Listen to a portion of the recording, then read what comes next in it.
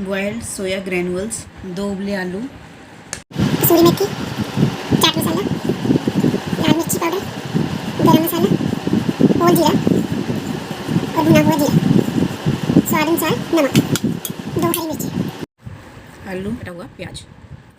Mix it, mixture ready.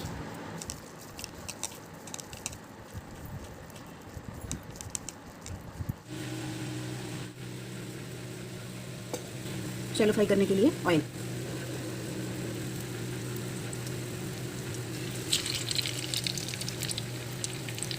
मैदा टिक्की को हम मैदे में कोट करेंगे।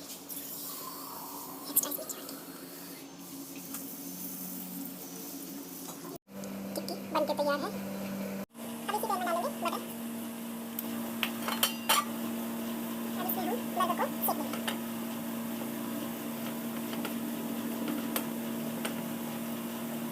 टोस्टेड बन, न्यूनी, एडिट, अनियन,